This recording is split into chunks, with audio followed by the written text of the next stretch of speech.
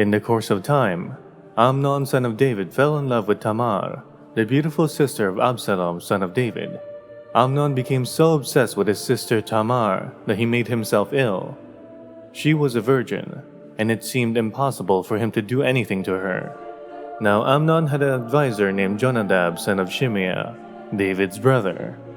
Jonadab was a very shrewd man.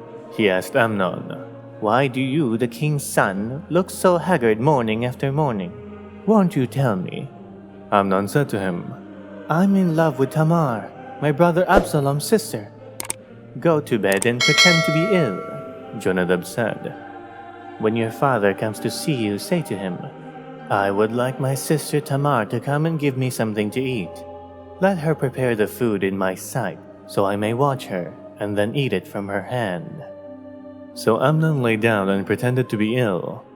When the king came to see him, Amnon said to him, "I would like my sister Tamar to come and make some special bread in my sight, so I may eat from her hand." David sent word to Tamar at the palace, "Go to the house of your brother Amnon and prepare some food for him." So Tamar went to the house of her brother Amnon, who was lying down. She took some dough, kneaded it, made the bread in his sight and baked it. Then she took the pan and served him bread, but he refused to eat. "Send everyone out of here," Amnon said. So everyone left him. Then Amnon said to Tamar, "Bring the food here into my bedroom so I may eat from your hand." And Tamar took the bread she had prepared and brought it to her brother Amnon in his bedroom.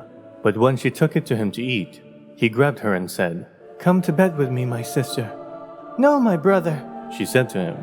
"Don't force me. Such a thing should not be done in Israel. Don't do this wicked thing. What about me?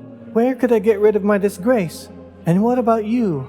You would be like one of the wicked fools in Israel. Please speak to the king. He will not keep me from being married to you." But he refused to listen to her, and since he was stronger than she, he raped her. Then Amnon hated her with intense hatred. In fact, he hated her more than he had loved her.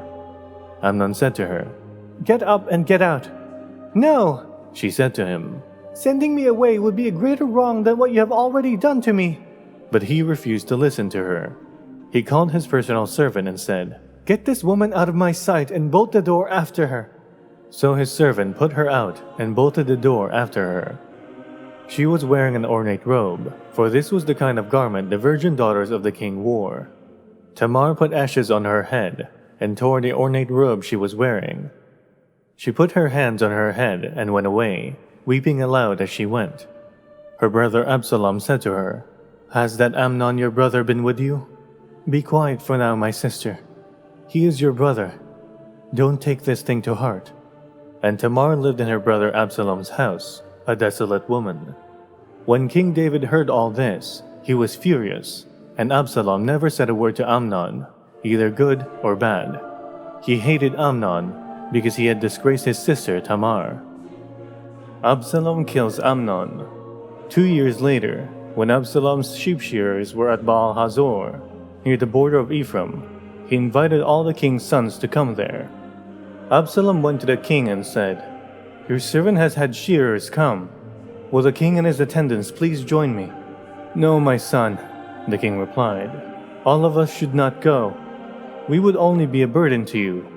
Although Absalom urged him, he still refused to go, but gave him his blessing. Then Absalom said, "If not, please let my brother Amnon come with us." The king asked him, "Why should he go with you?" But Absalom urged him. So he sent with him Amnon and the rest of the king's sons. Absalom ordered his men, "Listen, when Amnon is in high spirits from drinking wine, and I say to you, 'Strike Amnon down,' then kill him. Don't be afraid. Haven't I given you this order? Be strong and brave."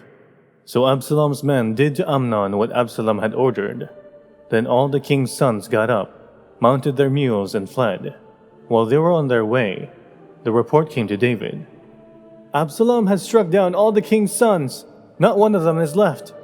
The king stood up, tore his clothes, and lay down on the ground, and all his attendants stood by with their clothes torn. But Jonadab, son of Shimeah, David's brother, said, "My lord should not think that they killed all the princes. Only Amnon is dead." This has been Absalom's express intention ever since the day Amnon raped his sister Tamar. My lord the king should not be concerned about a report that all the king's sons are dead. Only Amnon is dead." Meanwhile, Absalom had fled. Now the man standing watch looked up and saw many people on the road west of him, coming down the side of the hill. The watchman went and told the king, "I see men in the direction of Horonaim, on the side of the hill." Jonadab said to the king, "See, the king's sons have come. It has happened just as your servant said." As he finished speaking, the king's sons came in, wailing loudly. The king too and all his attendants wept very bitterly. Absalom fled and went to Talmai, son of Ammihud, the king of Geshur. But the king mourned many days for his son. After Absalom fled and went to Geshur, he stayed there 3 years. And the king longed to go to Absalom, for he was consoled concerning Amnon's death.